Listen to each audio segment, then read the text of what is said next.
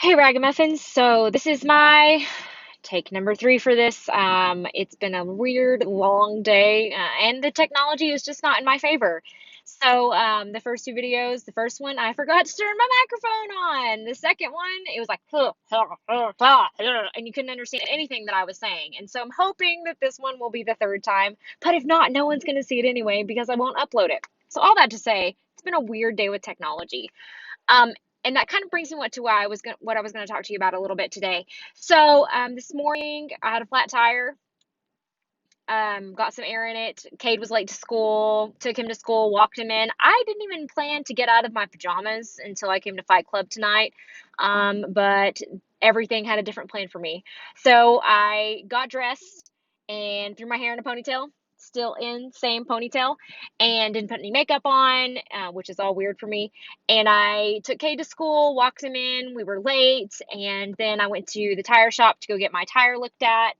And when I was there, um, there was this elderly gentleman, probably in his early 70s, and he saw my shirt. And if you can't see it, it's a May the 4th be with you shirt, even though it's not May the 4th. And this is what that gentleman commented on. And he said, "Your shirt's wrong." And I said, "Yeah, my shirt says May the 4th. Like, May the 4th be with you. It's Star Wars." And he said, "Well, it's May 16th." And I said, "Yeah," I said, "I guess I should just get a new shirt, one for every day. That way it can be with my calendar." And so he ended up going and walking away, and he said, "I'm going to come back." I'm like, "Okay, man, whatever." And so in the middle of this, I'm prepping, looking at some of the scriptures that y'all had asked for tonight, and I'm looking for some things, and I have my iPod out. I have my little AirPods in. Thanks, Charlie, for these, and Cade for Mother's Day. Um, and he came back and he wanted to talk to me. And in my head, I'm going, I'm going to be polite and I'm going to be kind. And I kind of took one of my earbuds out and talked to him for a little bit and told him I was an English teacher, because he saw I was working and he originally thought I was a student. I said, "No, I'm an English teacher." I said, "But I'm actually working on some Bible study stuff for tonight." And he said, "What church do you go to?" And I said, "We go to St. Luke's, and it's a Methodist church, and I'm a volunteer for our youth group." And we got into this conversation, and he asked me some really weird questions that I'm really not sure I think about. Like, one question was, did Satan love Jesus or hate Jesus? And I have some answers for that, but that was the first question. And so I'm like, what a weird way to start this conversation.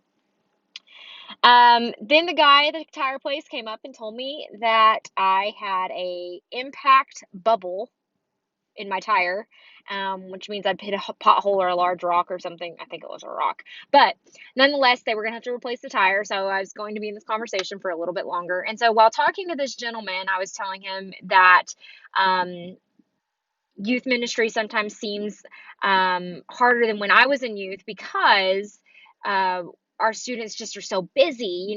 They're distracted by important things, but distracted nonetheless by school and by tests and by athletics and choir and books, maybe a few of you for books, and movies and things like this, and friendships and relationships.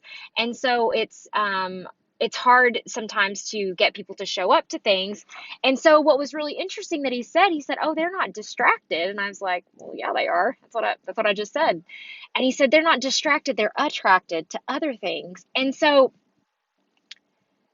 in the midst of talking to this gentleman about Christianity and theology and Jesus and the Ragamuffins, even though I didn't tell him about the Ragamuffins is by name, he gave me this really interesting idea that we are so attracted to other things that we sometimes get distracted from the things that should really matter to us. And so I think that we need to talk about this. So what are some things that are attractive? He explained it as like the glitter around us, these things that glimmer and shine that we're attracted to, kind of think it like bugs at the light.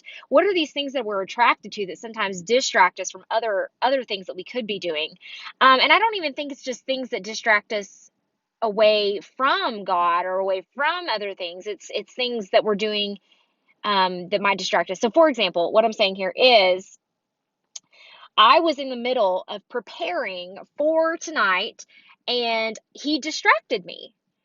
And so being a respectful person and he was engaging me in conversation. I talked to him. And so what he said though is this distracted, attracted thing. And it just stuck with me because that is so wise in some ways. Because he's not just saying that, um, what we're attracted to is bad. It's just what we're attracted to can distract us. And so I think, especially at this point in the semester, at this point in the year, when we've got star tests and we've got prom and we've got super fun things going on, um, those attractive things still can't distract us from what's important in our lives. And I would even say from who we are in our lives. So just remember that, as a lot of you have been asking for scriptures that are for encouragement, for loneliness, for isolation, for guidance, for faith, for perseverance, for endurance.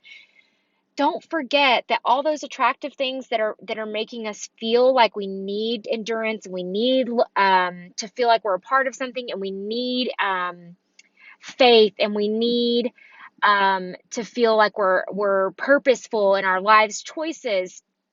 Don't forget that all of those things are sometimes distracting us from who God is, because in spite of all these extra things that are going on that are attractive, they're glitter, uh, it shouldn't distract us from who God is. And that thing is a constant. And so as we're meeting tonight, we're going to talk about this. I've got some really exciting things planned for us.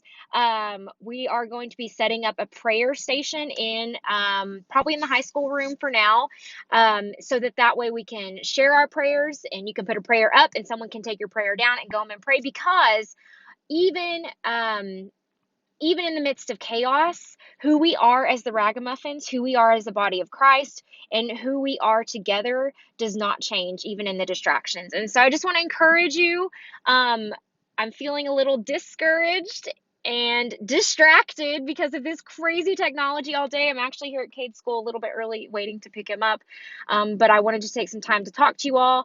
And one final thing on this, and I know I'm a little bit over my 5 minute, but one final thing on this is that I had never intended, number one, to get a flat tire, number two, to go to Discount Tire, number three, to engage in this conversation with a random man. I brought a book, I brought my iPod, I was ready to be checked out of my world and zoned into Bible study.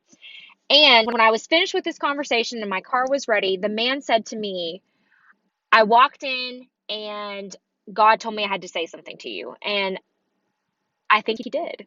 And so, even in those distractions, even though I felt like I was being distracted by him, what he said to me was valuable. So, don't don't let the distractions always be a negative thing.